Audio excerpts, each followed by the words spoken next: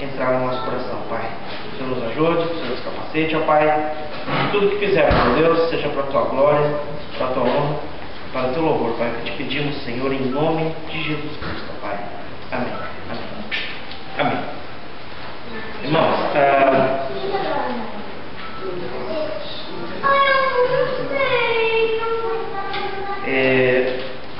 então lá, nós vamos estar entrando em históricos, tá? Os livros históricos que nós vamos estar estudando vai aqui de Josué, tá? Até Esther, antes de Jó aqui. Ok? Então, todo mundo sabe quais são os 5 primeiros da sequência? Gênesis, Êxodo, Levítico, Número, Deuteronômio. Depois vem os históricos. Josué, Juízes, Ruth, 1º e 2 Samuel, 1º e 2 Reis, 1º e 2 Crônica. É muito fácil para decorar isso aqui, é só você pensar. Samuel virou rei e escreveu crônica. Eu acho que isso não é verdade. Mas Samuel, Reis, Crônicas. Né? Aí depois vem Esdras, Neemias e Esther. Tá? Ok? Vamos lá. Então nós temos aqui, títulos. Introdução. Nós temos os primeiros profetas. Na comunidade judaica, eles consideravam esses livros como os primeiros profetas. Tá? Os hebreus denominavam 6 livros como os primeiros profetas: Josué, Juízes, 1º e 2 Samuel, 1º e 2 Reis. Eles consideravam esses livros como os primeiros profetas. Tá? Nós consideramos ou chamamos eles históricos. Isso vem da Septuaginta. Por quê? Porque ele trata de um período histórico de Israel. Tá? Nós chamamos de profetas de Isaías para frente, mas os hebreus chamavam isso aqui dos primeiros profetas, e os outros são os profetas posteriores. Né? Consideramos, porém, como 4. Eles contrastam com os últimos profetas, que eram quais? Isaías, Jeremias, Ezequiel e os 12. É interessante que na Bíblia hebraica, nós temos os mesmos livros, mas por exemplo, o livro de Daniel, que nós consideramos como profético, eles consideravam como escritos, né? Fazia parte dos escritos, dos históricos. Então a divisão, os livros são os mesmos, mas a maneira como eles organizam essa sequência, eles organizam um pouquinho diferente de nós. Tá? Por exemplo, quando a gente for estudar os profetas, Isaías, Jeremias, Ezequiel, em Jeremias tem Lamentações de Jeremias juntos ali, né? Os 12 profetas menores, né, depois de Daniel, Oséias, Joel, Amós, Obadias, Jonas, Miqueias, Naum, Sofonias, Ageu, Zacarias e Malaquias, que são 12, eles consideravam um livro só. Foram escritos por 12, mas eles juntaram num volume só. Tá? Não se refere necessariamente à sua cronologia histórica. Também o termo primeiro e últimos profetas não se refere à cronologia. Não é a sequência, esse aqui é o primeiro porque foi escrito primeiro, são os últimos porque foram escritos depois. Não, porque quando a gente vai ver na história bíblica, chega lá em Crônicas, chega ali, por exemplo, em Esdras, Neemias, né, a gente sabe que alguns profetas viveram na mesma época que Esdras, que Neemias. Alguns profetas que escreveram os outros livros que nós vamos ver lá na frente viveram antes de Esdras, né, que nem Isaías, Jeremias, Ezequiel viveram antes de Esdras. Então uma coisa importante é nós entendemos que os livros da Bíblia, tá, eles não estão em ordem cronológica. O que significa isso?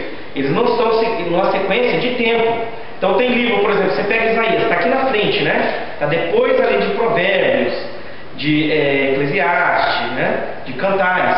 Mas Isaías, ele foi escrito antes, por exemplo, de Esdras, porque Isaías viveu antes de Esdras. Só que Esdras está aqui atrás, né? Colocado na nossa Bíblia. Então eles não estão na sequência do que foram escritos. Eles foram organizados na nossa Bíblia nessa disposição para facilitar, né, a compreensão. Então foi organizado lá Gênesis, Êxodo, Levítico, Número, Deuteronômio. Depois vem a parte histórica de Israel, a história de Israel. Aí tem os livros poéticos.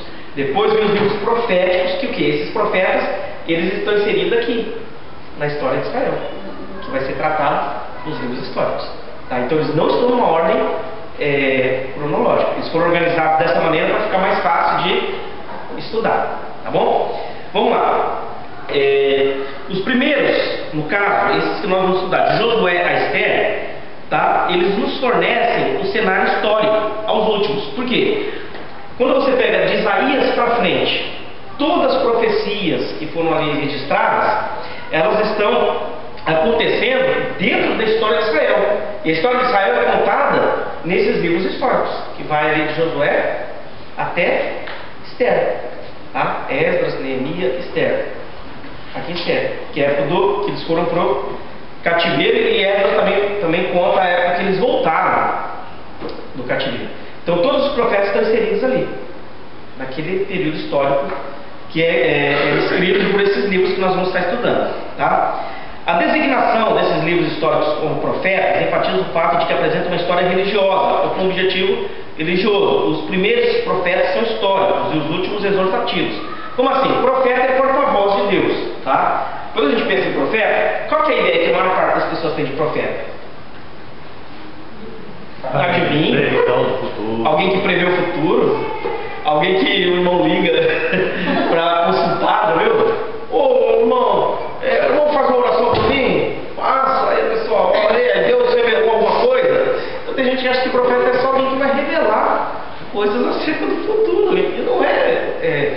Deus usou sim profetas para registrar coisas futuras que depois vieram a acontecer e que ainda vão acontecer. Mas os profetas, a palavra profeta é o que? É um porta-voz, é alguém que vai falar em nome de Deus.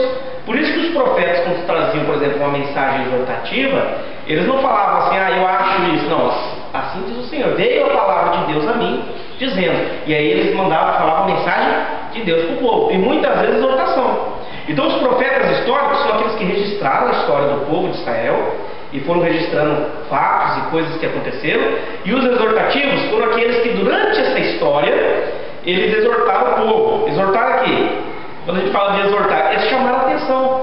Quando o povo ia se afastando da verdade, Deus levantava esses profetas, trazia uma palavra a eles, de repreensão ao povo, de chamado ao arrependimento, de dizer para eles abandonarem o pecado, se voltarem para Deus. Então esses eram os profetas exortativos, que é Isaías, são os profetas também literários, né? Porque nem todos os profetas registraram as profecias que Deus lhes mostrou, ou as mensagens.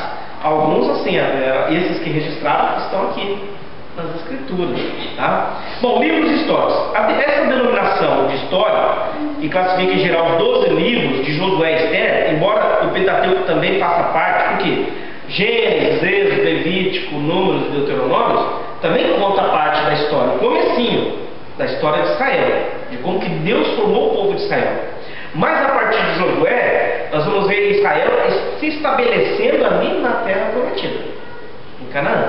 Então ali, eles se formando como nação, porque até então, de Gênesis até Deuteronômio, você vai ver a história da formação do povo de Israel, que ficou no Egito, virou uma nação, Deus libertou, e ali durante o êxodo foi levando até lá Canaã.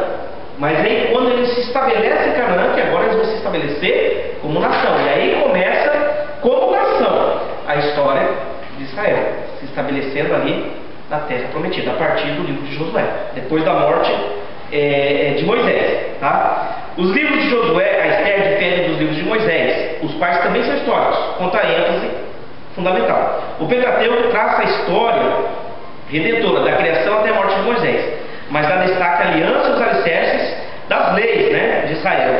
Os livros históricos, por outro lado, dramatizam o movimento histórico da nação durante toda a sua história na Palestina. Embora contenham temas religiosos, interlúdios exortativos, ciclos de juízes, profetas.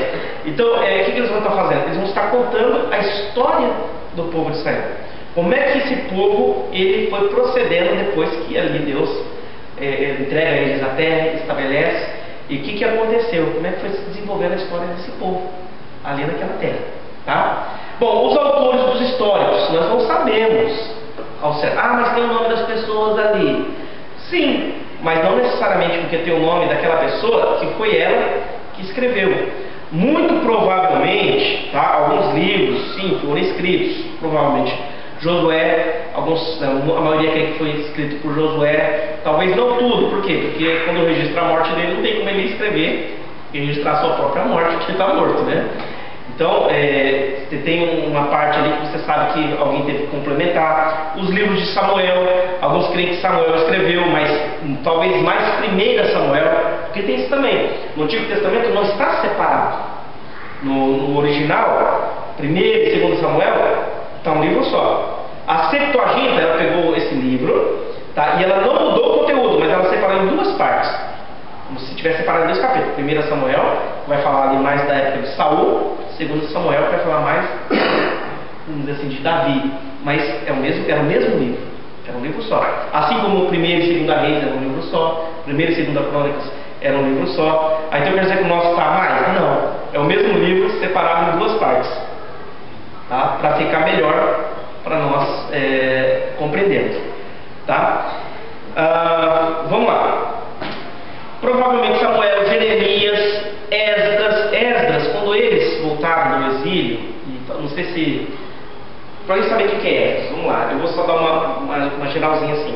Vamos pensar, Deus tirou, aí depois ali, né, começa, Moisés morre, ali no final, né, da caminhada ali no deserto. Quando eles entram na terra prometida, quem é que lidera? Josué lidera o povo. Aí eles conquistam a terra, tudo, e tem toda a história do livro de Josué que a gente vai estar falando. Depois a gente sabe que o povo vai passando um período que se afasta, tudo, aí começa todo um ciclo. Lá na frente, a gente não sabe que o povo de Israel foi levado para o cativeiro babilônico, ficou muito tempo lá, depois eles vão voltar para Israel. Quando eles voltam para Israel, volta junto com eles um grupo, né? Volta com Esdras. Esdras era um escriba. O escriba era uma pessoa que compilava os textos, né, bíblicos e tudo mais. Ele escreveu, provavelmente, o livro de Esdras. Ele provavelmente catalogou e pegou todos os livros, os escritos da Bíblia, né, que tinha até então, e juntou isso. Muitos atribuem a Esdras isso daí. Então, provavelmente, Esdras, ele fez esse trabalho de preservar esses escritos. Então, alguns creem que Esdras, ele editou a maior parte do material, organizou esse material para que não se perdesse. Talvez o sacerdote Eleazar, Natã, Gade ou outros profetas, mas o próprio livro em si ele não diz quem foi que escreveu o livro, a não ser os profetas, né, que já é mais claro, né, que às vezes o próprio profeta fala, veio a palavra do Senhor até mim, aí é o próprio profeta. Mas esses históricos não se sabe ao certo. Então esses personagens que estão aqui na autoria provavelmente foram esses que estiveram ali registrando esses fatos, tá? Muito bem. Movimento histórico. Esses livros registram a história de Israel desde a ocupação da Palestina sob a liderança de Josué, passando pela apostasia que levou o povo a ser expulso, ou seja, ser levado para o cativeiro assírio e babilônico, até a restauração parcial pelos persas. Como assim? Vai contar a história de Josué, tudo o que aconteceu desde Juízes, depois da monarquia, e depois o período que eles se afastaram, depois eles foram levados prisioneiros por Babilônia, depois o Império Babilônico caiu, aí entrou o Império Medo-Persa, que permitiu que eles voltassem. Não voltou todo mundo, voltou só uma parte dos judeus, poucos voltaram para reconstruir a nação, né? Então foi uma restauração parcial. Então os livros históricos vão cobrir toda essa história, tá? E vamos lá, o período que abrange, por exemplo, de Josué até quando eles voltam no cativeiro babilônico, dá mais ou menos em torno de 1000 anos. É bastante tempo, né? Não é um período curto. A gente vê assim, nossa, parece tão, né? Mas é um período bem longo. Desde quando eles entraram na terra e até eles irem para o cativeiro e depois retornarem, Deus trazer eles de volta para a terra prometida, demorou mais ou menos um período de 1000 anos. Muito tempo, tá? Muito bem, vamos lá. O período vai de mais ou menos 1405 até 425 a.C. Esse daqui, os irmãos sabem que quando a gente conta antes de Cristo, a gente conta de trás para frente, né? A gente está aqui, aqui seria lá, nascimento de Cristo. Nós estamos aqui, né? 2013. Quando a gente fala 1405, é isso? Está ali? Deixa eu ver. É isso mesmo, né? Lógico que essas datas também não são exatas, são aproximadas, tá? Então 1405 está aqui atrás, ó, 1405 anos para trás. Como você contar? 1, 2, 3, 4, tudo indo para trás. Então vai daqui até, é interessante, a 425. Nossa, mas como assim, ó? 1400 anos, 1404, 1405, até chegar a 1425, mais ou menos 1000 anos. Daqui a aqui. Vai contando como se fosse contagem regressiva, né? 10, 9, 8, aqui a mesma coisa. 1405, 404, até chegar a 425. Mais ou menos esse período, tá? De 425, mais ou menos em torno de 400 anos antes de Cristo, foi onde que se encerrou o Antigo Testamento, tá? Pelo menos escrito. Os livros que foram escritos no Antigo Testamento, tá? Cobre esse período aqui. Aliás, até um pouquinho antes que tem aqui, ó. Aqui é de Josué, né? Para trás aqui, ó, tem mais uns 400 anos, ou um pouco mais de 400 anos. Bem mais de 400 anos, porque tem a época de Abraão aqui atrás ainda. Que vem Abraão, lembra? Tem Abraão, depois vai os patriarcas, depois eles vão para o Egito, fica 400 anos no Egito, depois é liberto, aí daqui começa os históricos. Então é um período bem grande. Esse período aqui, ó, entre o último livro escrito do Antigo Testamento e o começo aqui do Novo Testamento, quando Cristo vem, é um período de mais ou menos 400 anos, que é dito que foi um período de silêncio, onde Deus não falou. Não é que Deus não se manifestou, não. É que não houve profeta, não houve nenhuma pessoa a quem Deus veio e deu uma revelação, como no Antigo Testamento. Foi um período que nós chamamos, a gente até pode estudar isso mais para frente, se os irmãos quiserem, que é o período interbíblico. O que é o período interbíblico? É um período de silêncio, onde não foi registrado nem o texto bíblico, nada. Tem alguns livros que foram escritos nesse período? Tem. Só que eles não fazem parte da Bíblia. Os livros que foram escritos nesse período aqui, tá? Não da Bíblia hebraica. Na Bíblia católica, eles acrescentaram alguns livros, Macabeus e alguns outros que foram escritos provavelmente nesse período, mas eles têm valor apenas histórico. Ele conta um pouco da história que aconteceu nesse período, mas eles não têm valor bíblico, tá? Eles foram acrescentados. Você vai ver às vezes uma pessoa fala, mas a Bíblia católica tem mais livros. Tem, porque em 1540 e pouco, acho que 45, eu não lembro certinho, mas 1500 e pouco, eles acrescentaram, mas ó, 1000 anos depois de Cristo, 1500 anos, foram acrescentados esses livros, como eles chamam de deuterocanônicos, nós chamamos de apócrifos, né? Eles não fazem parte das escrituras originais, tá? Bom, mas voltando aqui, esses livros dão uma estrutura histórica ao restante do Antigo Testamento, até a época de Neemias e Malaquias. Vão de Moisés até Esdras, que foi o mestre da lei. Então, esses livros vão daqui, ó, desde a época da morte de Moisés, quando Josué assume, até aqui, quando Esdras, né, ele volta para o povo. E ele vai dar todo esse pano de fundo para a gente entender o que aconteceu com o povo de Israel. Como é que foi a caminhada deles, depois que foram constituídos nação. Por que por exemplo, quando você lê os históricos, como o povo foi procedendo, você entende por que Deus enviou profetas, por que houve exortação, por que eles foram para o cativeiro, né? Por quê? Porque aqui atrás também, quando a gente estudou lá o Pentateuco, não sei se os irmãos lembram, que lá em Deuteronômio e em outros livros lá, Moisés ele alerta também o povo, que se eles desobedecessem a Deus, Deus permitiria que a nação passasse por certas situações. E nós vemos essas situações acontecendo nesse período aqui, ó. Às vezes que o povo se afastou de Deus, desobedeceu a Deus, como houve consequência. E o livro histórico vai nos dar esse plano de fundo, para a gente também aprender, né? Paulo ele cita algo interessante, ele fala que tudo aquilo que foi registrado foi para ensino nosso. Para quê? Para a gente aprender e não cair nos mesmos erros que eles caíram. Era o povo de Deus, mas não eram perfeitos, assim como nós não somos. Erraram e teve consequência. Acertaram também. Em alguns momentos acertaram. E a gente vê também os benefícios, né, quando eles fizeram aquilo que era para fazer. Mas isso serve também para nosso aprendizado, tá? Bom, o cenário geográfico e político da Palestina. Ó, esse nome Palestina, que hoje é conhecido, de onde que vem essa palavra? Essa palavra é dessa palavra que vem a palavra filisteu, tá? Palestinos, que você já viu farmácia escrito isso aqui, ó? Antigamente isso aqui, TH é usado como F, né? Não se usa mais isso, tá? Mas era uma palavra que os Os gregos, eles chamavam de palestinos, né? E os romanos de palestinos. Quem? Os que moravam naquela região. Quem é que ocupava aquela região também? Israel entrou ali, mas não tinha só Israel quando ele ocupou. Tinha outros povos, e dentre esses povos havia ali os filisteus. Sabe que eles sempre tiveram um problema com esse povo, né? Com os filisteus. Por isso que aquela região também era conhecida como Palestina, por causa dos filisteus, né? Esse é o nome, é a origem do nome, tá? O nome bíblico, isso é importante, tá? O nome bíblico, não o nome porque os romanos e os gregos conheciam aquela região como Palestina, o português que é Palestina, né?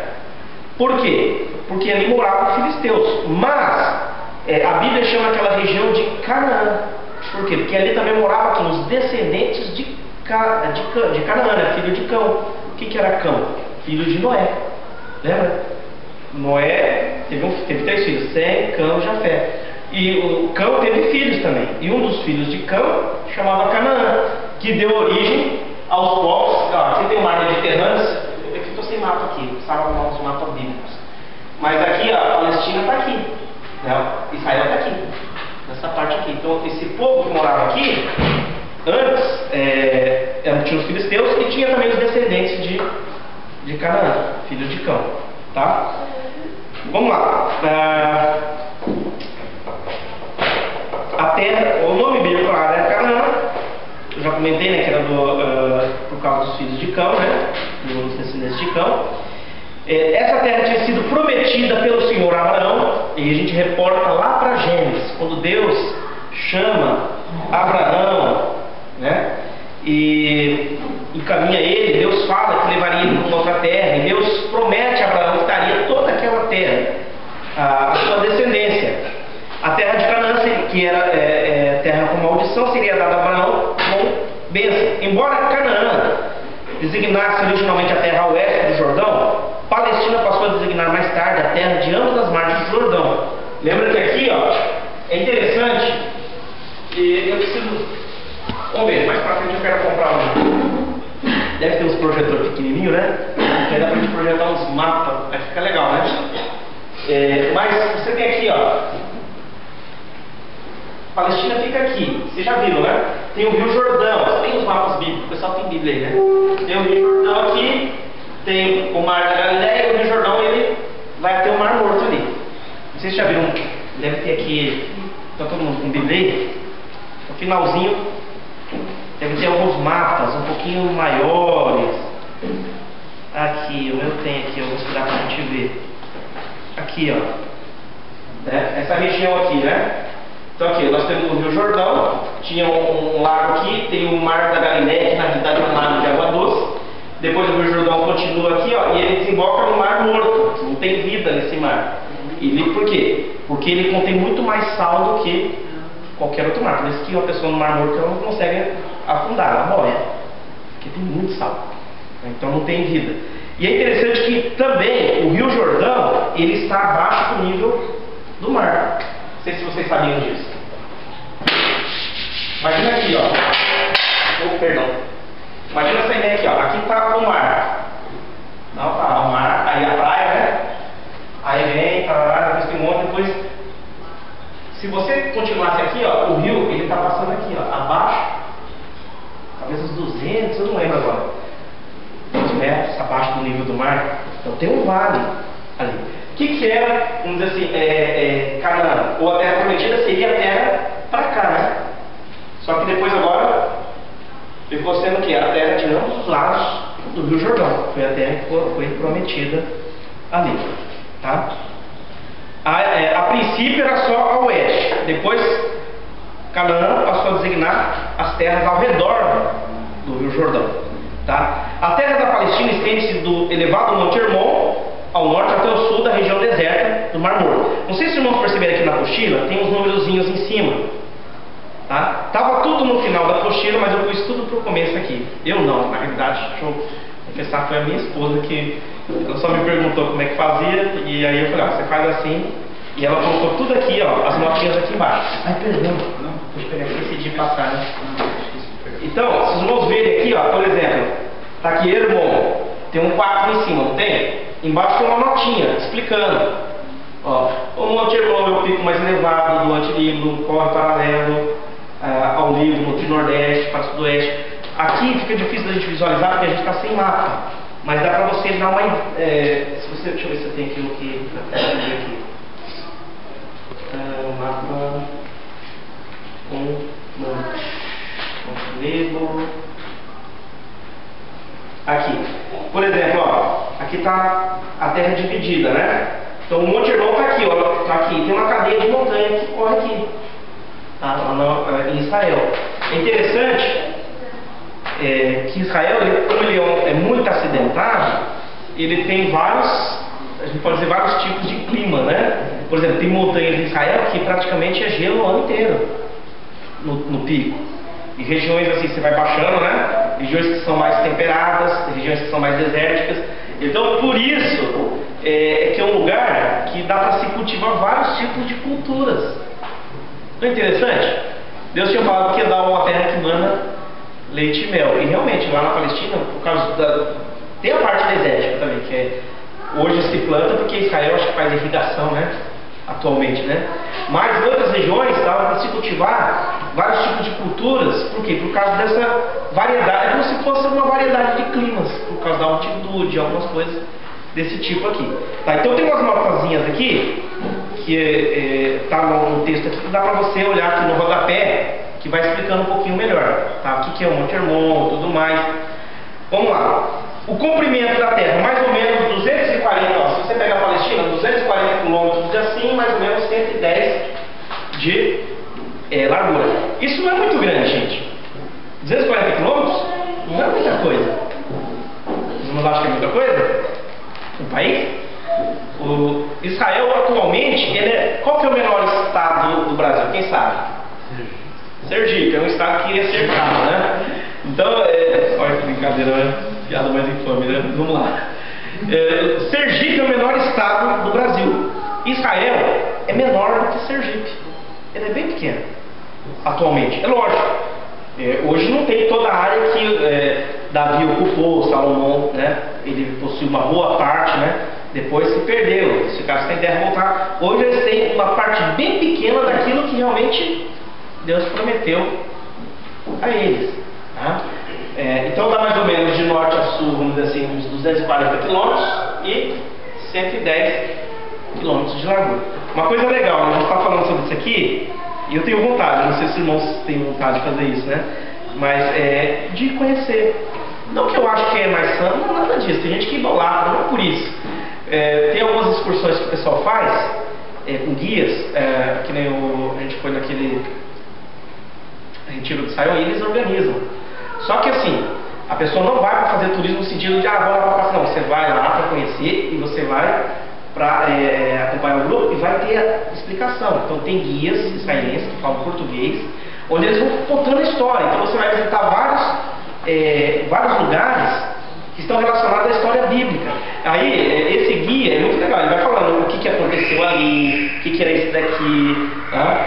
De várias partes dá para você conhecer. Então dá para você visitar não lá todo, né? Porque tem outros lugares, mas lá em Israel dá para você visitar quase todos os lugares onde ocorreu a história bíblica.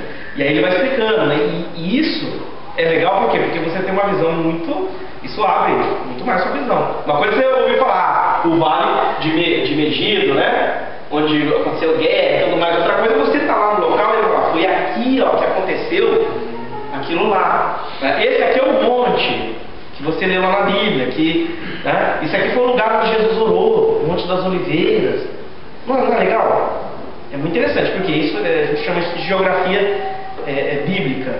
Então, se Deus der a oportunidade de ir, vale a pena. Eu quero ainda um dia ir conhecer. Eu acho que isso seria muito interessante, né? Você conhecer, isso enriquece, né? Você sabe, não, aqui foi por aqui que Jesus tem a Via Dolorosa, né? Que muitos creem que foi por ali que Jesus passou, carregando a cruz. Então eu acho que é interessante, né?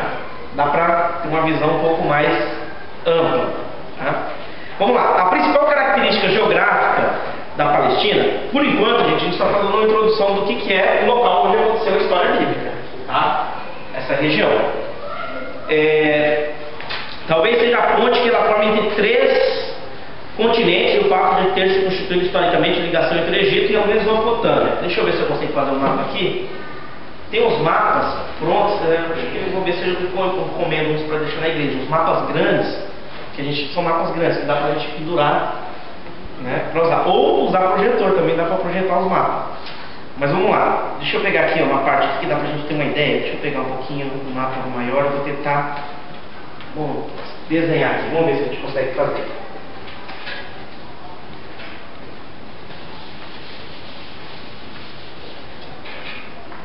Vamos ver se eu estou bom de cartografia, né?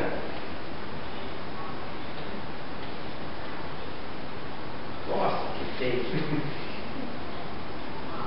Vamos citar aqui, uma volta bem feia aqui, né? O negócio é matemática mesmo. Não, pior que eu sei desenhar, mas eu não estou muito bom mesmo, não. Ah, você é um coelhinho.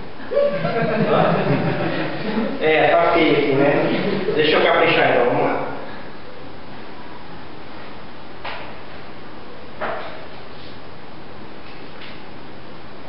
Improviso, né? Sim, né? Aqui vai estar a Grécia. Depois vai ter uma parte aqui que vai ter o mar aqui, né? Mar Negro. Tem essa parte aqui. Tem a Sicília. Tem outra ilha aqui. Bom, aqui está Portugal, né? Portugal está nesse pedacinho aqui. Aqui está a Espanha, essa parte da Europa. Itália, Grécia. Aqui tem o Mar Negro, né? Aqui tem a ilha de Creta. A ilha de Chipre está aqui. Israel. Tá, vamos fazer aqui. Tá. Aqui vai ter o Mar Cáspio aqui. Aqui embaixo está a África. Para cá está o Oriente Médio, Ásia. E para cima aqui está a Europa. Olha que interessante. Israel ele fica bem num ponto estratégico. Vocês repararam? Tem Europa, África, Egito aqui para baixo, né? E para cá Ásia. Então é um encontro de 3 continentes, praticamente. Então era uma rota comercial, era vamos dizer assim, um local estratégico de ligação entre esses 3 continentes. Então, quem vem daqui vai passar por aqui para ir para a Europa. Quem vinha daqui, ou a pessoa atravessava o mar, ou ela vinha por aqui, vai para a Europa. Ou quem vinha da Europa passava por aqui. Então, foi uma região disputada, tá? Por vários povos, pelo Egito e por outros povos, tá? Assim sendo, o centro da civilização do mundo e o centro da terra, a Palestina estava destinada a ser o palco de grandes acontecimentos históricos. É por isso que alguns falam que aqui de Jerusalém, né, é como se fosse o centro, né, do mundo. Daqui você vai para todos os outros lugares, tá? E existe uma razão, então, para ter acontecido a história bem nesse local, tá? O cenário político, ocupando posição estratégica, a Palestina era com frequência algo altamente cobiçado pelos conquistadores do mundo. Então, havia o quê? Havia ocupações ali. A primeira ocupação por Israel tinha sido tomada pelos reis da Mesopotâmia a leste, pelos hititas do noroeste, pelos faraós do oeste. Durante a ocupação israelita foi muitas vezes importunado ou atacado. Então, quando Israel ocupou aqui, eu acho que tinha o Egito queria, outros povos queriam, outros povos aqui também queriam essa região, porque era uma região estratégica. Entendeu? Israel passou também por situações difíceis também por estar ali nesse local, né? Muitas vezes foi importunado por outros povos, por uma variedade de pequenos reinos locais. Também não foram só povos grandes, reinos locais, pequenos reinos, cidades, fortalezas que tinham um governante, tá? Então Israel ele não teve uma vida muito fácil ali não, tá? Saqueadores, e por isso Israel estava sempre ali em constante conflito, né, com outros povos também. Do ponto de vista bíblico, o ponto de vista bíblico desses problemas políticos e militares, entretanto, é sempre apresentado da perspectiva divina e profética, tá? O que acontece? E mesmo sem saber, mesmo que esses povos estivessem ali tentando conquistar essa região, tá? Na realidade, eles também estavam dentro da perspectiva bíblica, eles estavam dentro do plano maior, Deus estava no controle de tudo que aconteceu. Os povos que entraram em conflito com Israel, as situações que Israel passou ali. Por quê? Porque era o seguinte: todos esses povos que conquistaram a terra, Deus não prometeu que ia abençoar Israel, que ia ser bem, só que Deus também disse que se ele se apostatasse, se ele se afastasse, ele permitiria que outros povos oprimissem Israel. E a gente vê isso acontecendo na história bíblica. Muitas vezes, quando Israel se afastou do Senhor, Deus permitia que eles sofressem sobre pressão de outros povos. Às vezes eram até, vamos dizer assim, ficava debaixo de jugo, né, de outras nações, tá? Então Deus usou também essas nações estrangeiras ali ao redor de Israel, de certo modo, para disciplinar também Israel, tá? É lógico que Deus estava no controle de tudo isso. Mas quando Israel se afastava, Deus permitia que uma nação ficasse poderosa e ela viesse ali, e Israel ficava ali debaixo daquela pressão, tá? E Deus punia, exilava, e depois, quando os judeus se arrependiam, Deus fazia eles voltarem de novo, né? Para ver se Israel acordava para a vida, vamos dizer assim, né? Bom, vamos lá. Voltando aqui para o histórico, as 3 divisões dos livros históricos. Nós temos, os livros históricos podem ser divididos, tá, em 3 partes. Anterior ao reinado. Quais são os livros anteriores ao reinado? Porque nós tivemos período, teve a conquista com Josué, depois nós tivemos um período dos juízes, tá? Não havia rei em Israel. Depois nós tivemos a monarquia. Depois nós tivemos, depois da monarquia, quando eles foram para o cativeiro, os gentios dominando sobre Israel. Então nós temos os livros históricos que são antes da monarquia, antes de começar o reinado de Israel, que é quem? Josué, Juízes e Ruth. Josué, Juízes e Ruth são anteriores ao reinado, tá? Quem foi o primeiro rei de Israel? Quem sabe?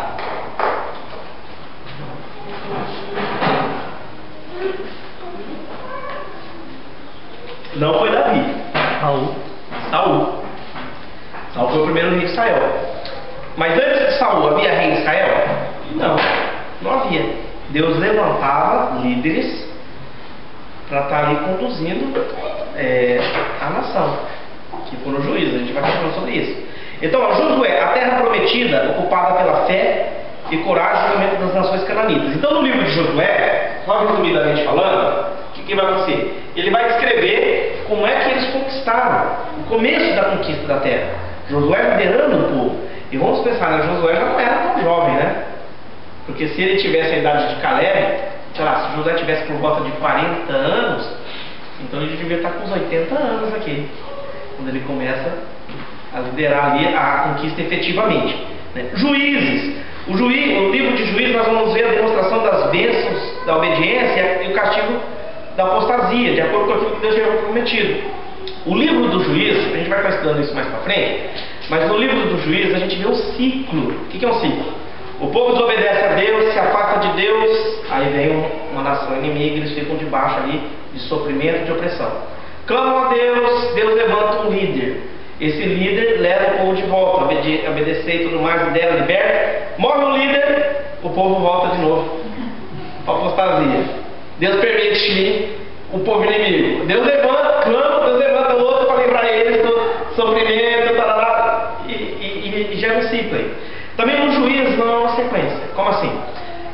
Os juízes, eles não governaram sobre todo Israel. O único juiz que, vamos dizer assim, governou sobre todo Israel foi Samuel. Mas os outros, eles governaram por regiões.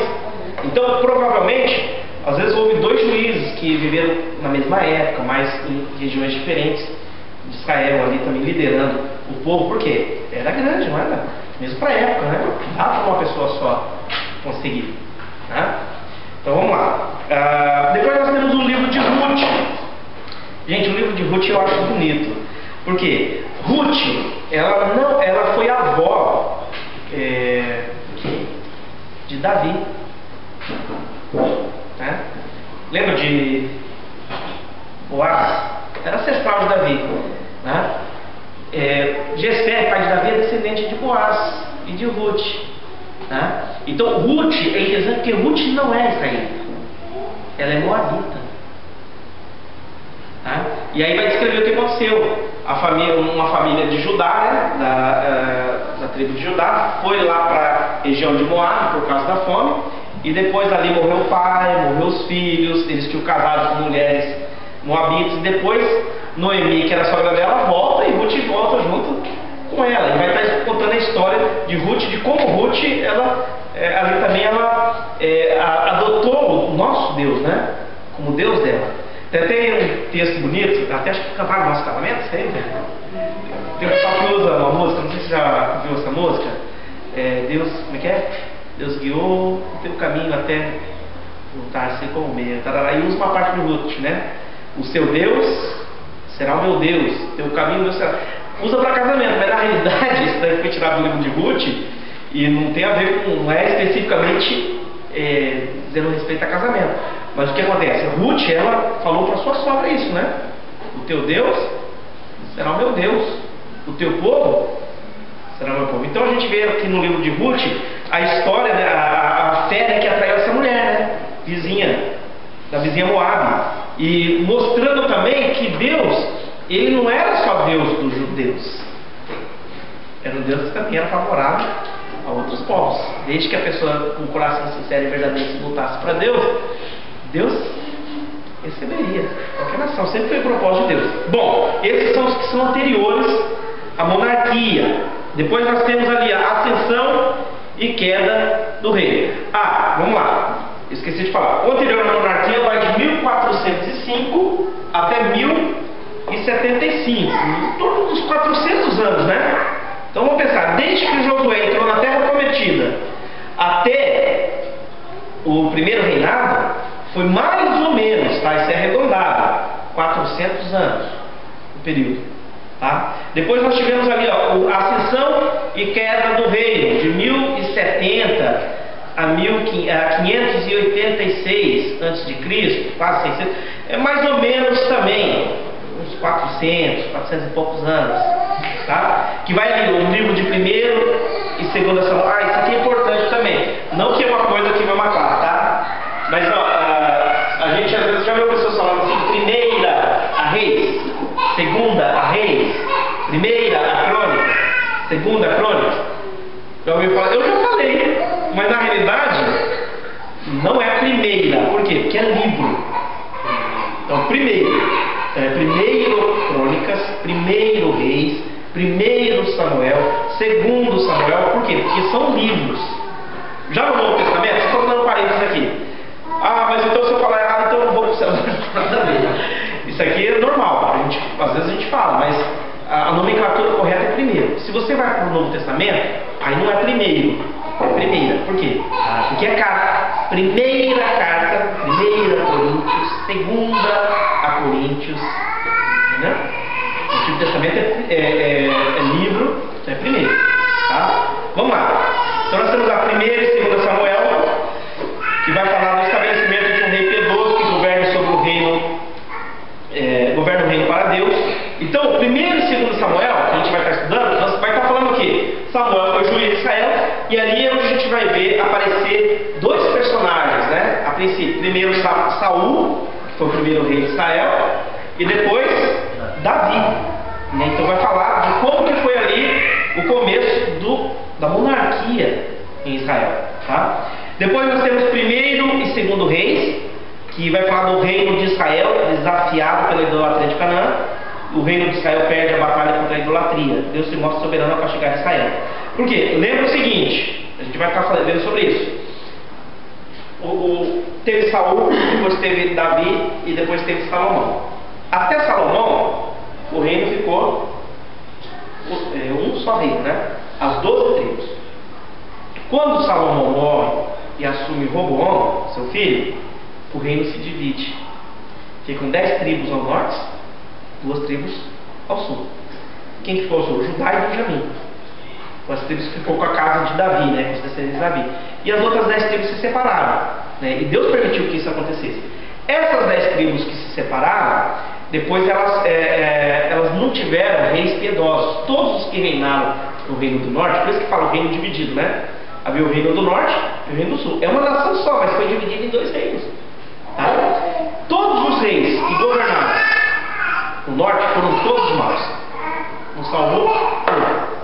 e o povo do norte, as tribos do norte, elas foram levadas à idolatria. E lá na frente elas foram levadas para o cativeiro. E elas foram levadas para o cativeiro 100 anos antes das tribos do sul. As tribos do sul, no caso Judá e Benjamim, também tiveram reis bons e reis maus. Ainda tiveram alguns que foram bons. Mas também seguiu no mesmo caminho das tribos do norte. Também acabaram indo para o cativeiro por causa da idolatria. Mas não no cativeiro assírio, no cativeiro babilônico, né? A Babilônia veio. A gente vai estar vendo um pouco sobre isso. Então aqui vai estar falando sobre isso também no livro de Reis. 1ª e 2ª Crônicas, se você pegar... Alguém já reparou, quando você lê Crônicas e Reis, que às vezes tem histórias que são repetidas, não com a mesma ênfase e não com os mesmos detalhes, mas às vezes você encontra coisas paralelas, que estão falando a mesma história, tanto em Crônicas quanto em Reis. Tá? Então Crônicas, 1º e 2º, vai traçar a linha davídica dos reis, construção e queda do templo de Salomão. Vai encontrar isso em Crônicas. Tá? Vai falando um pouco sobre os descendentes de Davi que reinaram em Israel. Tá? Bom, depois nós temos o 3º período, que vai de 537 a 432 a.C. Tá? Esdras, aí vai envolver a época de Esdras, quando os judeus voltam do exílio, a construção do templo, para reconstruir o templo, para restabelecer a vida, adoração a Deus. Tá? Tem umas notas aqui, depois vocês podem estar lendo, mas muitas vezes você vai ver na Bíblia Mar Grande. O que é Mar Grande? É o Mar Mediterrâneo. A Bíblia chama de Mar Grande. Tem outras coisas aqui também. Tem algumas notas que a gente colocou aqui também. Por exemplo, as águas do oceano possuem 4% de sal. As do Mar Morto possuem 26%. Se a água do mar é salgada, imagina do Mar Morto. Seria a mesma coisa você pegar, por exemplo, se a água do mar tivesse 4 gramas de sal, se você pegasse a mesma quantidade de água, em vez de ter 4 gramas, tivesse 26 gramas. É muito mais salgado. Por isso não tem fio. Por isso que é chamado de Mar Morto. Quanto mais sal você põe na água, mais ela fica mais densa, mais pesada. Por isso que a pessoa, você vê fotos, você vê, tem gente que tira foto, a pessoa deita na água e fica no jornal, ela fica boiando mesmo, ela não afunda. Por causa da quantidade de sal. Interessante, né? Então, essas aqui são curiosidades. Para você ter uma ideia, 1 litro. Cadê? Deixa eu ver se eu acho aqui. Em 1 litro de água se retira 80 gramas de sal. É muito. 1 litro de água, você tira. 1 litro, põe 1 litro, 1 quilo, se você pegar na balança. Você tira quase 100 gramas de sal.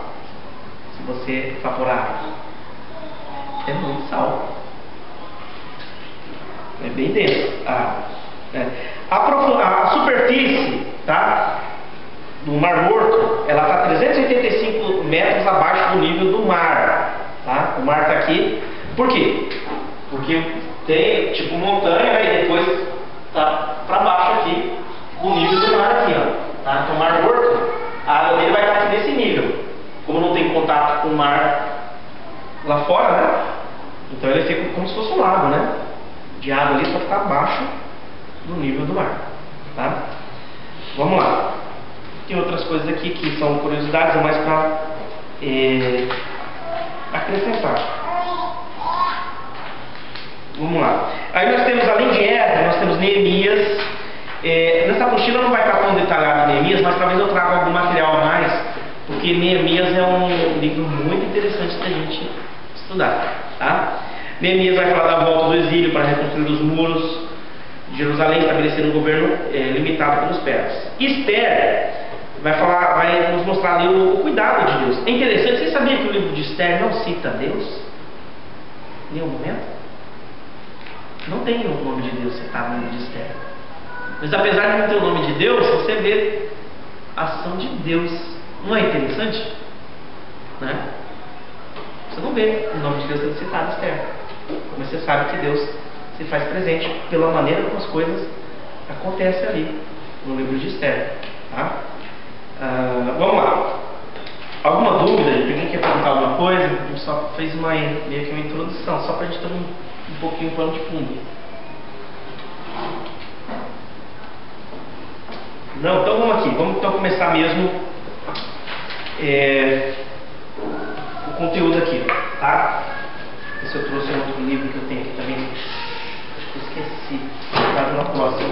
Eu tenho um livro sobre histórias também, que é interessante, eu vou trazer para acrescentar. Bom, introdução ao livro de Josué. Então Josué é o primeiro livro, depois ali do Pentateuco, né? Morre Moisés, Josué agora assume a liderança do povo de Israel, ali lógico, direcionado por Deus. Moisés estabelece Josué diante de toda a congregação como aquele que vai estar à frente, tá? Então nós vamos começar aqui pelo nome. O nome Josué, que se deve à principal figura do livro, significa salvação do Senhor. Os gregos traduziram por Iesus ou Jesus. Vocês sabiam? Na Vulgata Latina. Jesus em hebraico é Josué. Interessante, né? Porque Jesus é a forma latinizada. É a mesma coisa que você aportuguesar, ou quando o pessoal fala o nosso nome. Fica estranho, fica? Reginaldo. É o meu nome é japonesado, né? Porque não é Reginaldo. Mas eles falam assim. Como é que fala o seu nome? Borunei. Borunei. Então imagina, Josué, os latinos lá, eles não falavam, os gregos falavam Josué, falavam Jesus, né? No caso dos romanos, né, ou na Vulgata Latina, o latim ficou Jesus. E não chegou no português como Jesus, tá? Então vamos lá. E é interessante, o nome tem a ver com Jesus? Com o que Jesus veio fazer? O que os irmãos acham? O significado do nome? Tem a ver com a pessoa de Jesus ou não? Qual é o significado do nome? Salvação do Senhor. Tá? Legal, né? O autor. Bom, o livro é anônimo. Mas que foi Josué? Alguns creem que sim, mas não é dito especificamente. Provavelmente ele escreveu sim. E a sua autoria tem sido debatida, principalmente por aqueles que aplicam a teoria do documentário. Isso aqui é outra coisa que eu não vou estar entrando nessa questão aqui, que coisa de alta crítica, esse negócio. A maior parte dele pode ter sido escrita pelo próprio Josué, que conhecia os fatos em primeira mão e era também um escritor, como é registrado lá em Josué 24:26. Obviamente, o colaborador acrescentou mais tarde os últimos 5 versículos sobre a morte de Josué e Eleazar. Esse colaborador pode ter sido, aqui está por ter sido Finéias, mas pode ter sido Finéias ou um dos anciãos. Quem que era Finéias? Finéias era filho de Eleazar, descendente de Arão, tá? Era da linhagem sacerdotal. Então, a maioria crê que realmente Josué escreveu tudo. Não deu para ele escrever tudo, né? A parte final do livro, que registra a sua morte, a morte de Eleazar, tinha como ele escrever, né? A não ser que se ele escrevesse lá antes, né? Deus, você vai morrer assim, então já vou escrever, né? Não. Mas provavelmente foi outro que completou ali. O fato de esse livro ser o primeiro dos primeiros profetas, para quem não chegou, você estava comentando isso, os judeus consideravam esses livros históricos proféticos, né? Mas os primeiros profetas, tá? E depois tem os profetas posteriores, tá? Então, sugere como seu autor alguém com dom ou cargo profético. Isso é claro, indica que Josué é o provável autor. O conteúdo do livro se limita à liderança de Josué, que se limita, né, reforça a opinião de que tenha sido escrito pelo sucessor de Moisés, no seu próprio tempo. Mas qualquer outra pessoa em época posterior poderia ter continuado a história de fé até a época de Otiniel em Juízes. Josué talvez tenha sido o descendente mais ilustre de José. Vocês sabiam disso? Josué, ele era descendente de José, porque ele era da tribo de Efraim. Tá? Vocês sabem que José, vamos dizer assim, que seria a tribo de José, se bem que lá no Apocalipse está citado José, mas você vê que está omitido. Quando você lê o Apocalipse, você vê que quando fala dos 144 mil, 12 mil de cada tribo, tem 2 tribos que são omitidas ali, que é a tribo de Dan e a tribo de Efraim. No lugar da tribo de Efraim está a tribo de José, porque José, ele teve 2 filhos, né? Efraim e Manassés, que se tornaram como que filhos de Jacó. Jacó adotou eles para eles fazerem, tomar o nome de 2 tribos. São 12 tribos, né? Contando com José, ele teve 12 filhos. Mas aí você tira a tribo de Levi, que fica sendo a tribo sacerdotal,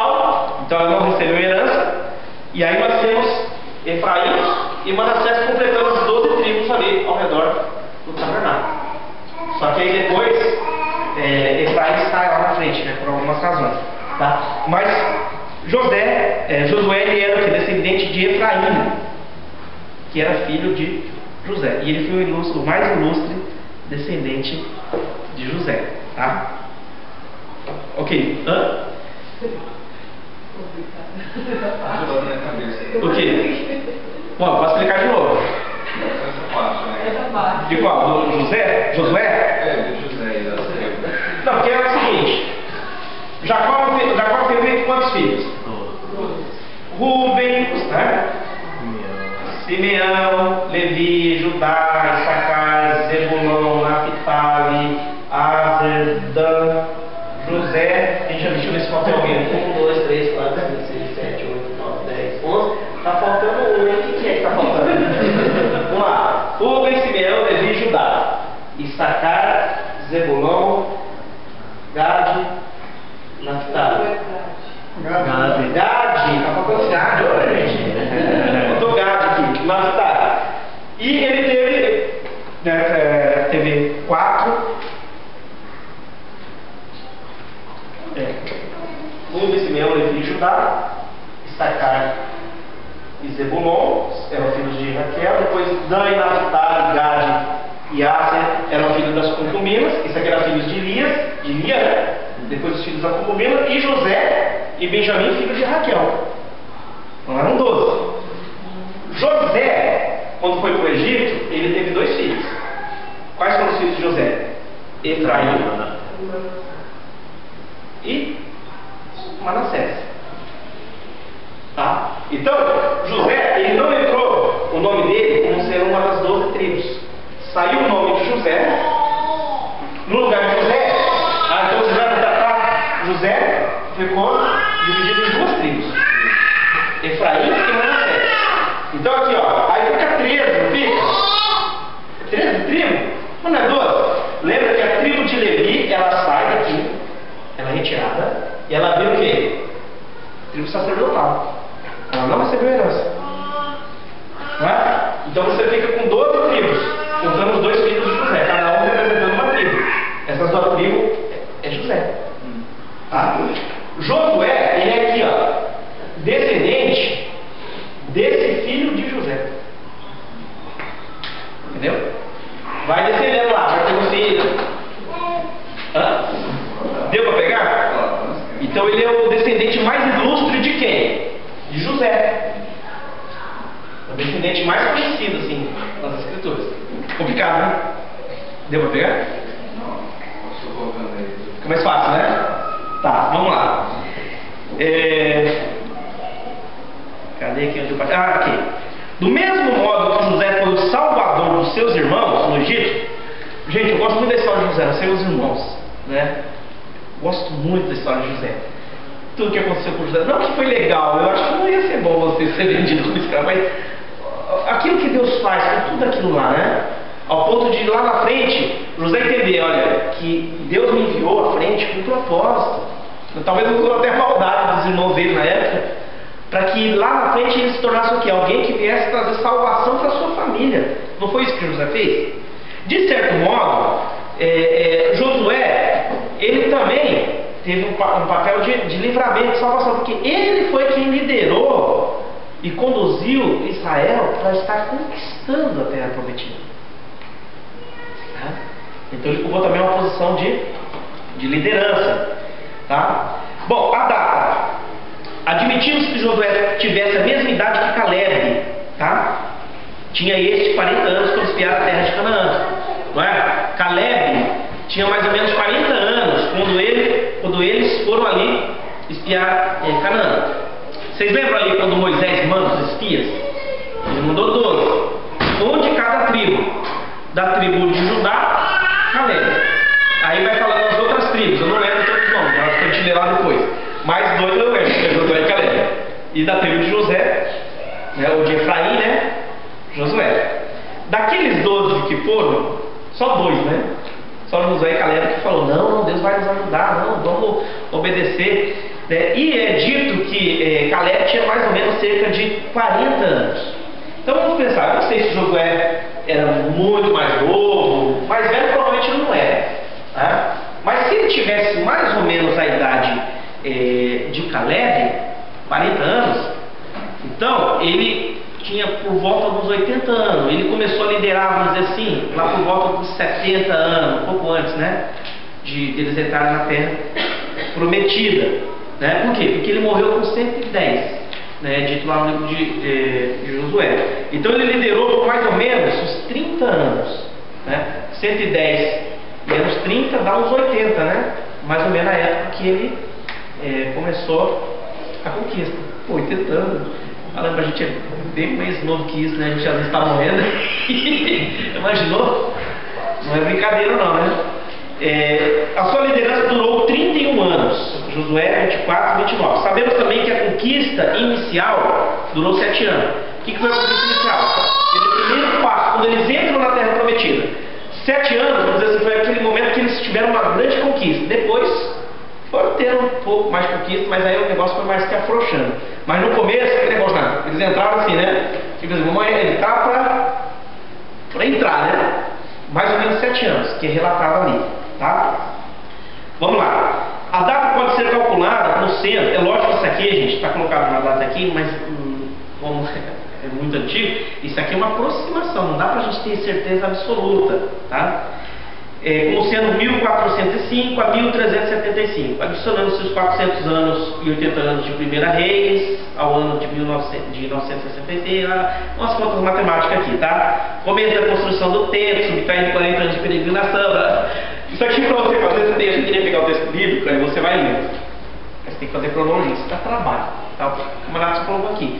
Como é que eles chegam nessa data? Eles falaram, bom, esse evento aconteceu nessa época, tá? Então é dito que teve tanto tempo, então eles vão subtraindo, teve esse tempo, mas aí teve outro evento. Então eles vão somando as datas, subtraindo para chegar mais ou menos em que data aproximada aconteceu algo. Seria a mesma coisa, por exemplo, se a gente fosse somar a genealogia, não tem lá em Gênesis? Fulano viveu tantos anos, gerou fulano, se ele tantos anos ele viveu, gerou, bom, gerou esse camarada. Esse camarada, se você for somando, dá para você ter mais ou menos um tempo cronológico. Então eles fizeram isso aqui mais ou menos para estabelecer uma data, tá?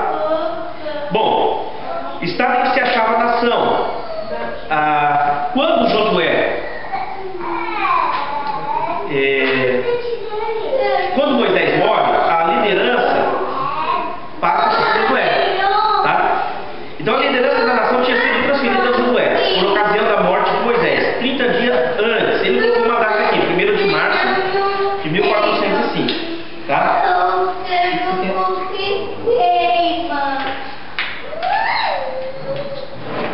Vamos lá?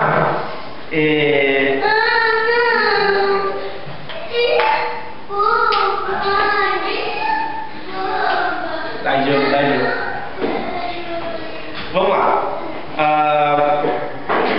Me perdi. Deixa eu ver. Tá. A liderança da nação tinha sido transferida a Josué por ocasião da morte de Moisés, 30 dias antes. A travessia do Jordão teve lugar um pouco antes da Páscoa, época que o Jordão inundou as margens. Toda a população, ele colocou aqui cerca de 2,5 milhões, talvez tinha um pouco mais, tá? Estava decidida a invadir Canaã, depois da bem-sucedida conquista da Transjordânia. Apesar de 2,5 tribos terem negociado com Moisés a permanência na Transjordânia, eles mandaram 40 mil homens para participar da conquista de Canaã. Vocês lembram disso daí? Quando você lê lá, Deuteronômio? 2,5 tribos, ó, tem o Jordão, não tem? Então eles tinham que atravessar o Jordão. Mas teve tribo que pediu herança desse lado de cá.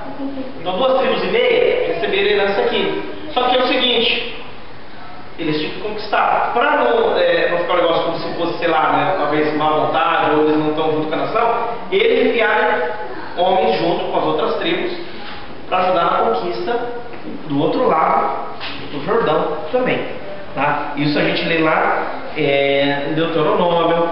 Isso teve que ser feito muito certinho, porque para não dar a impressão de que eles estão saindo fora agora, né? Tipo assim, a gente vai estabelecer aqui, você se vira, a gente já está na nossa terra. Não, foi tudo um negócio que foi conversado e feito lá certinho, tá?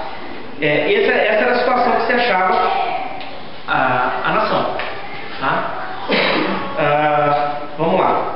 A condição de Canaã. Geograficamente, a terra compunha-se de toda a faixa desde Sidom ao norte até Gaza e Sodoma ao sul. Então, ó, tinha lá toda aquela faixa de terra, desde o norte até aqui, na parte de baixo aqui. Ok? Bom, já comentei alguma coisa. O nome Canaã denominava em geral toda a área que se estabeleceram os descendentes de Canaã. Mais tarde foi chamado de Palestina pelos romanos.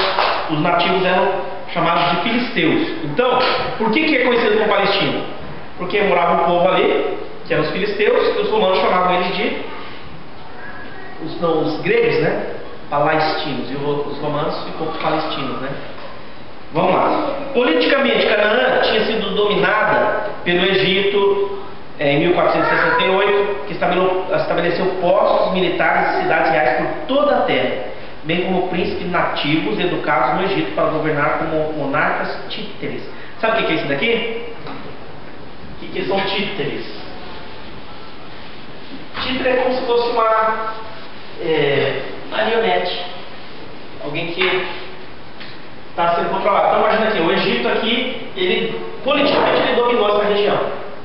Então o que ele fazia? Pegava pessoas aqui, um líder, essa pessoa estudava no Egito, depois ele governava aqui, mas debaixo do governo do Egito. É como se ele fosse um enviado do Egito governando regiões aqui, ó, cidades, reinos e tudo mais, por toda essa região da Palestina. Tá? Entretanto, o poder estrangeiro egípcio se deteriorou, tornando a terra propícia à invasão. Tá? Mas a cidade de Canaã estava bem fortificada. Quando eu falo sobre cidade fortificada, a gente tem essa ideia, né? Se Deus não guardar a cidade, não vigia, sentinela e tudo mais. Por quê? A nossa ideia de cidade é isso que a gente está vendo aqui. Mas como é que eram as cidades antigas? Tinha cidades que eram vilas, não tinham muros, né? Eram mais vilarejos, aldeias, né?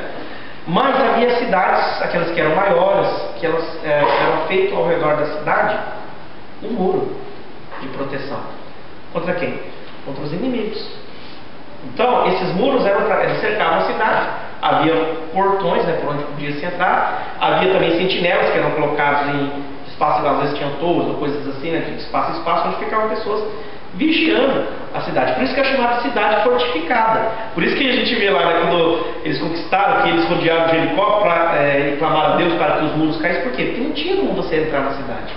Então Canaã, nessa época, tinha algumas cidades que eram fortificadas. As cidades maiores, elas eram fortificadas, com muros para proteger. Quem já assistiu filmes de época, já viu quando aqueles exércitos se acampam ao redor da cidade? Eles tentam destruir o muro, ou eles cercam a cidade, então ninguém sai, ou o pessoal vai ter que se entregar. Por quê? Porque como é que o pessoal vai viver lá dentro? Sem água, sem ter como plantar, sem qualquer... Se eles não tiverem um meio de ter água lá dentro, ou sobreviver, eles vão cair, vão ficar cercados, é feito cerco, até eles se renderem, né? Ou eles têm que combater os exércitos inimigos. Então havia essas cidades fortificadas também na Palestina. Tanto é que, lembra quando Israel, antes de entrar, quando Moisés se enviou, isso antes de Josué, o que eles falaram das cidades? Qual foi a descrição? As cidades são fortificadas, tem muros, os caras são grandes, não dá, difícil, não tem como que a gente vai tomar. Não consegue nem entrar. Então a descrição, havia essas cidades, tá? E essa é a situação política. Religiosa e moralmente, a terra vivia infestada de idolatria, completamente degradada. A gente pensa, nossa, mas por que Deus pediu para destruir tudo? Até tem gente que entra em choque. Por quê? Porque a gente imagina assim, nossa, que coisa. Mas vamos pensar, Deus, Ele é o Senhor da vida, Ele pode dar e tirar. Então quando Deus faz isso, Ele não está agindo de forma imoral ou qualquer coisa. Por quê? Porque Ele tem esse direito, eu não tenho, porque eu não sou doador da vida. Agora, quando Ele manda Israel fazer isso, Ele está exercendo juízo sobre aquelas nações e está usando Israel como instrumento. Mas Israel só pode fazer isso porque Deus ordenou fazer. Não é, mas gostei de você. Não é bem assim. Tá? Havia uma razão por que isso aconteceu. A gente vai estar falando isso mais pra frente. Bom, de onde também vem a palavra para Deus na língua hebraica, tá? Elohim, algo desse tipo, era o Deus Supremo. A gente fala, mas gente falar em português, por exemplo, a gente fala Deus. Ah, Deus. Você fala Deus, mas o Deus que ela está falando é Deus, o nosso Deus, só porque ela diz que acredita em Deus, é o mesmo Deus? Pode ser que eu estou falando a mesma palavra, mas a gente não está falando do mesmo Deus. Então havia uma divindade que eles criam, que era El, o Deus supremo, vamos dizer assim, o Deus que estaria acima dos outros deuses, né? Não que ele fosse um Deus único, porque eles não tinham essa ideia de um único Deus. Era uma sociedade politeísta, eles acreditavam em vários deuses, não acreditavam num Deus só. Tá? Então havia, lógico, acreditando em vários deuses, sempre tem aquele Deus que é o supremo, maioral, né? O que manda, o que está acima de tudo, o chefe, né? Os poemas ugaríticos descrevem como tirano, cruel e sanguinário, de sensualidade incontrolável. Então é interessante que os deuses pagãos, ou os deuses da antiguidade que alguns criam, eles viam nesses deuses características humanas. Então, ó, os deuses, mesmo se você pegar a mitologia grega, os deuses eram ciumentos, os deuses tiravam, os deuses eram descritos como se fossem seres humanos. Então os deuses eram vingativos, eles se preocupavam em desagradar a Deus, né, para Deus. Isso é o conceito que eles tinham de Deus. Então a divindade suprema, ele era um Deus que eles tinham medo, tinha temor, um Deus tirando, mal, não brinca, porque senão você está enrolado, né? Baal, que a gente ouve tanto na Bíblia, quem já ouviu Baal na Bíblia? Era o filho de El e seu sucessor. Dominava o grupo cananeu e era considerado o Senhor do céu. Era o Deus da chuva e da vegetação. Lembra quando Elias desafiou os profetas de Baal? Lembra quando Elias chegou para Acabe e falou que não ia chover por 3 anos?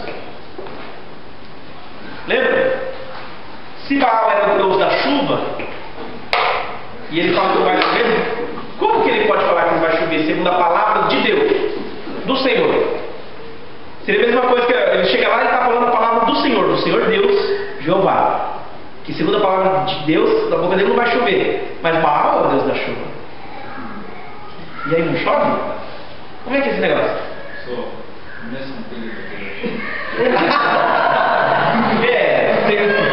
Tem alguns que creem dessa maneira, que ele tem lá a torneirinha, né?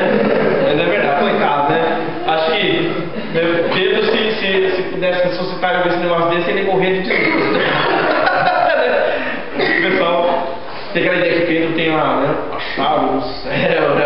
Assim, né? Mas aqui nós temos o Baal, que era considerado o Deus da chuva, da vegetação, né? Temos Anate. Então aqui, ó, quando a gente fala do Josué, por quê? Porque havia essa idolatria lá, e Deus tinha falado para eles tomarem cuidado com isso, porque esses povos adoravam esses deuses. Anate era irmão de Baal, uma das 3 deusas protetoras do sexo e da guerra. Concomitantemente com o culto da prostituição sagrada, havia o morticídio infantil. Eles sacrificavam crianças. Entende? Então não era um povo assim tão bacana, ai tadinhos, eles são tão bons. Não, eles eram povos cruéis. E Deus tinha dado tempo para eles se arrepender. Por isso que fala que o cálice da ira de Deus, né? É como se Deus foi dando tempo para aqueles povos se arrependerem, eles não se arrependeram.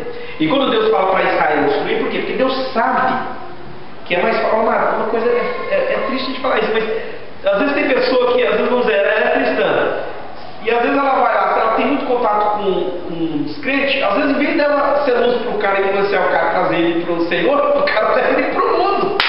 Você já viu isso acontecer? Às vezes a pessoa é crente e começa a namorar alguém que não teme a Deus. A pessoa está no mundo também. Isso é o contrário. Mas nem sempre. Então não é que é impossível. Não é. Mas em alguns casos, se a gente tiver primeiro, dependendo da situação, é mais fácil arrastar para fora do que trazer para dentro. Tá? No caso aqui desse povo, meu amado, Deus conhece o coração, não conhece? Deus sabe que se vai se arrepender ou não. E Deus sabia da sua soberania que se Israel não exterminasse aquele povo por causa da crueldade deles, Israel ia se afastar do Senhor. Será que isso aconteceu? Israel destruiu todos. E aí aquele povo começou a influenciar Israel para eles se afastarem de Deus. Deus sabia. Porque isso de certo modo, imagina, se o povo de Israel, que foi o povo, através do qual Deus ia trazer o Salvador, se ele se afasta de Deus e aí ele deixa de buscar Deus, é uma maneira de você frustrar o propósito de Deus, de trazer salvação. Então Deus sabia que não tinha jeito, era um povo que não tinha. Amado, eu não sei, você não sabe, eu não posso dizer que uma pessoa não vai para o céu, uma pessoa não vai se arrepender, eu não sei, mas Deus sabe. Então Deus ia trazer juízo daqueles povos. Então, culto de prostituição sagrada. Havia cultos onde havia prostituição, havia prostitutos, sacerdotes, sacerdotisas que eram prostitutos cultuais. A pessoa ia lá cultuar, entre aspas, Deus, e ela tinha relação com o sacerdote, a pessoa que está lá, e havia orgia e tudo esse tipo de coisa. Imagina isso aos olhos de Deus. Havia sacrifício humano.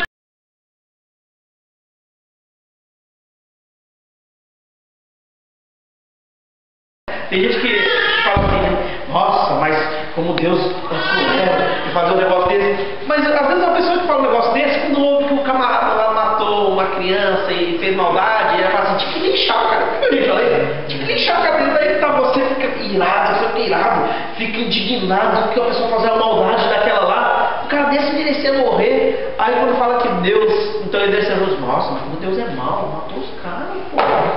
Que justiça! É incoerente. Se nós que somos falhos, às vezes a gente fica indignado com um negócio desse, imagina Deus olhando para esse tipo de coisa que está levando o ser humano para cada vez mais para um buraco, que ele é todo santo, ele vai olhar esse negócio e vai achar que legal. Então, continua assim, vocês vão para o céu do mesmo jeito. De maneira nenhuma. Então houve juízo de Deus. Tá? Asterote, o Astarte, e Aserá, né? Eram esposas de Baal, e também deuses do sexo e da guerra.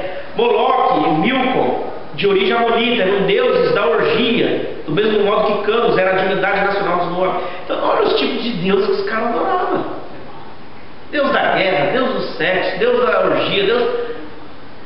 Será que Deus não sabia o que estava fazendo? Não acho que Deus sabia. É porque a gente tem que entender, meu amado, pela ótica humana. Né? E mesmo porque nós temos uma influência cristã. Mesmo o mundo secular, como ele é hoje, ele hoje tem essa questão de direitos humanos, tudo isso por quê? Por influência do cristianismo. Porque se você ler, tem o professor Luiz Saião, o pastor Luiz Saião, ele falou, se você ler um livro chamado A Vida dos 12 Césares, que foram imperadores de Roma, gente, aí você começa a achar que o mundo hoje, o pessoal não é tão cruel como naquela época, que era um negócio assim, promiscuidade, maldade, né? De tipo assim, mandar matar a mãe, mandar matar o irmão, de se prostituir de uma maneira assim, absurda. Como você lê, diz que a pessoa que lê, ela vê assim, a crueldade que havia, não havia nenhum temor de Deus.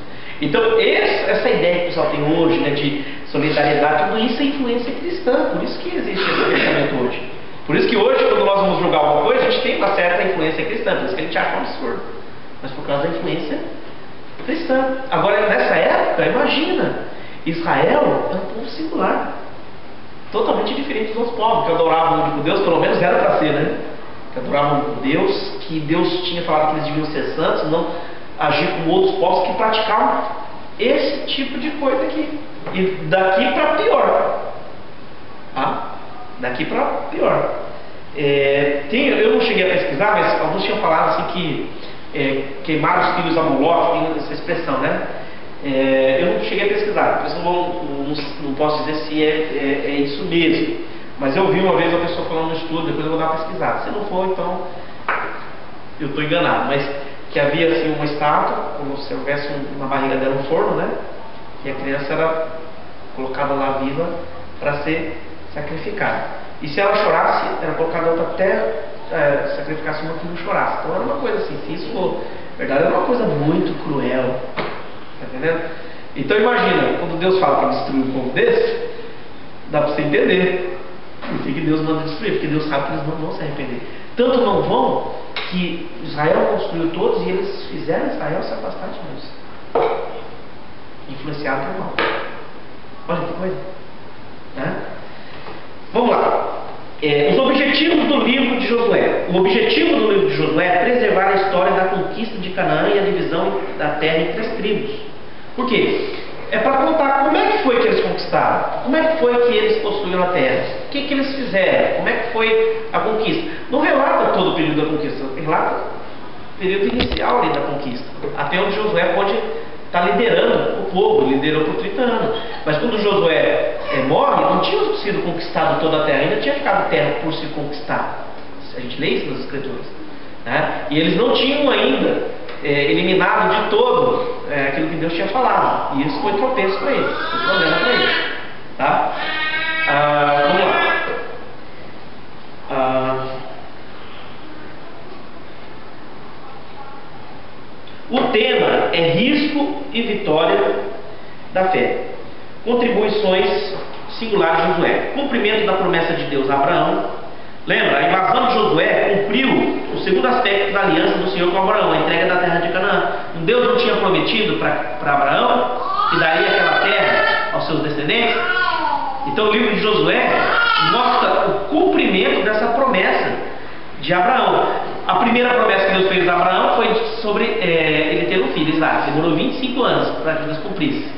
E a segunda promessa aqui que nós vemos ser cumprida levou 700 anos. Ou seja, crente que tem promessa não morre, né? Verdade? Tem que tomar cuidado com as certas pessoas que a gente ouve por aí. Por quê? Deus não prometeu para Abraão, mas Abraão viu. Deus cumpriu. Abraão não viveu, mas os seus descendentes viveram para ver a promessa se cumprindo. Deus prometeu o Messias. Todos aqueles que receberam a promessa de cumprir o Messias viveram até a época de Jesus veio? Não. Mas Deus cumpriu a promessa. Então tem que falar, crente que tem promessa, toma cuidado, não é bem assim, não. Eu já vi muita. Esse é jargão, o pessoal usa no meio cristão, mas você não tem fundamentação. Vamos lá. A promessa de um rei levaria mais 400 anos. Deus também tinha falado sobre, a gente vê lá nos livros, né? Moisés fala sobre isso também. Mais 400 anos, depois que eles entraram na terra prometida, ainda demorou 400 anos até Deus levantar um rei. E a vinda daquele em que seriam benditas todas as nações, Deus não tinha prometido isso para Abraão? Farei de ti grande nação, abençoarei os que te abençoarem, e amaldiçoarei os que te amaldiçoarem, e em ti serão benditas todos os povos da terra, na sua descendência, no seu descendente, no caso de Jesus Cristo. E isso ele cumpriu ali 1400 anos depois.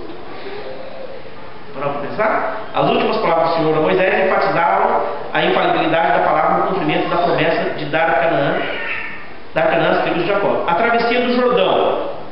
Por que outra travessia miraculosa por entre as águas? Vocês sabem que não foi só o Mar Vermelho que foi aberto, vocês sabem disso, né? O Jordão também foi aberto. E ele estava na época da cheia. Mais difícil, né? Bom, eu já fui em rio, mas eu não moro tão perto de rio, né? Mas quando eu ia pescar com meu pai, né? Mas eu nunca vi rio na cheia, mas quem viu deve ser um negócio meio complicado, né? Tem foto.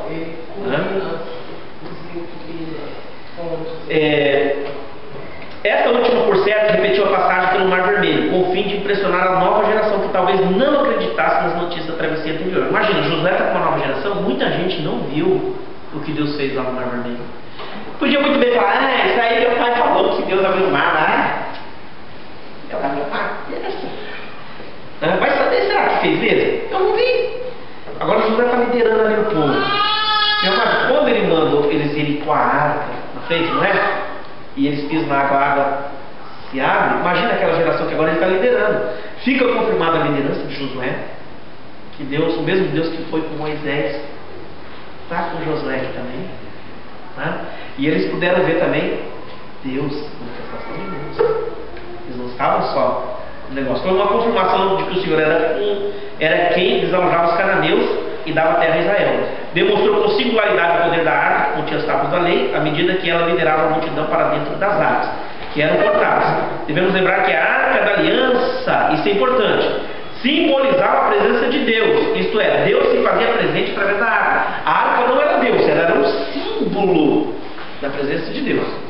né? Esse é o problema, porque muitas vezes o povo começou a idolatrar, né? O templo, a arca e tudo mais, mas era assim, tá? Então aqui eu vou estar parando por aqui, depois a gente continua. Alguém quer fazer uma pergunta? A gente vai continuar a próxima aula aqui na análise moral da conquista de Canaã por Josué. Deu para pegar? Gente, eu não estou lendo o livro de Josué tudo, porque isso aí dá para nós fazermos, né? No caso, já vou pedir para os irmãos, ó, todo mundo leu Pentateuco? Se você já leu Pentateuco, você já leu os 5 primeiros livros, tá? Só falta então 61, né? Bom, vamos ler por partes então. A gente está estudando Josué, então pega, gente, e lê Josué inteiro. Não é tão grande, é um livro, ele não é pequenininho, mas ele não é gigantesco, ele tem 24 capítulos. Se você lê 4 por dia, você lê em 6 dias, né? Se você lê 7 por dia, em 3 dias você lê 21 capítulos, que é faltando 4. Não, 3, né? São 24 capítulos.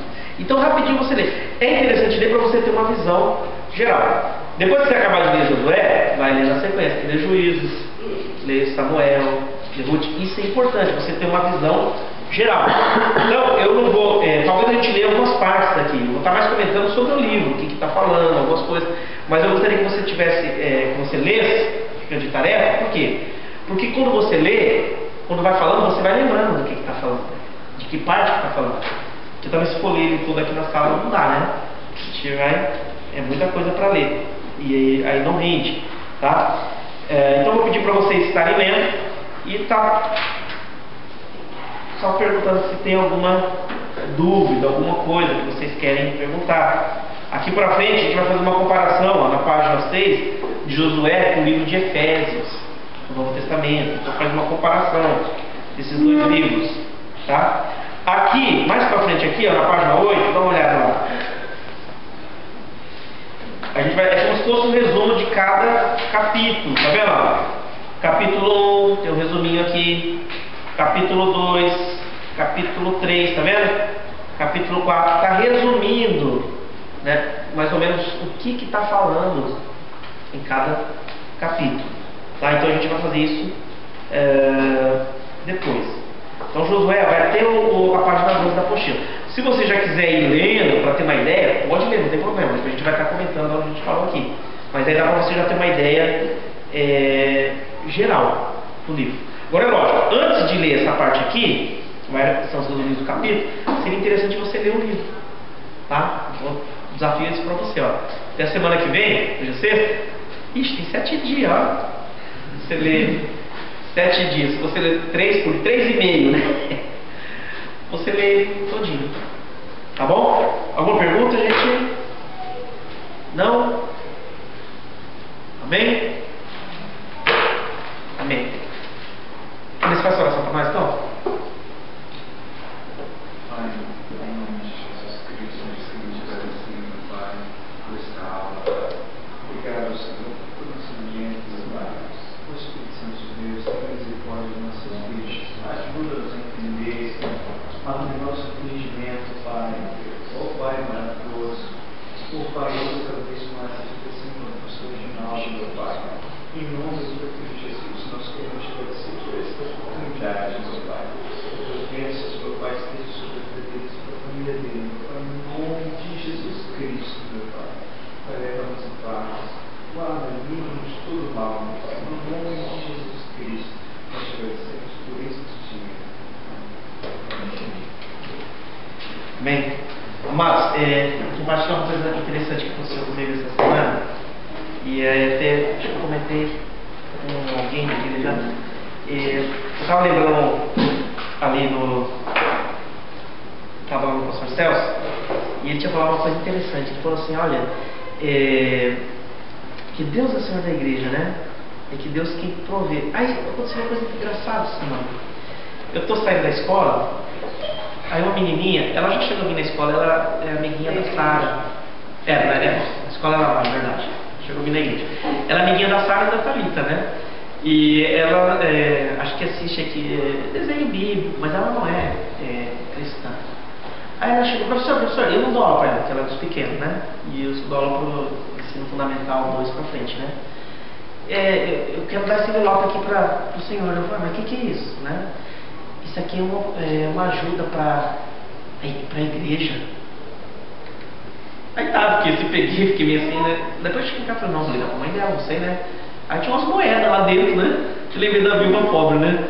As moedas, uns 800, até eu tenho que trazer aqui. Aí liguei pra mãe dela pra perguntar se ela tava sabendo que ela chegou e umas moedas, um negócio assim, né? Aí falou assim, ela falou, não, tô ligando porque eu não sei, né? Se ela falou e aí depois que eu me toquei, né? Eu fui perguntar porque a mãe tem que saber, né?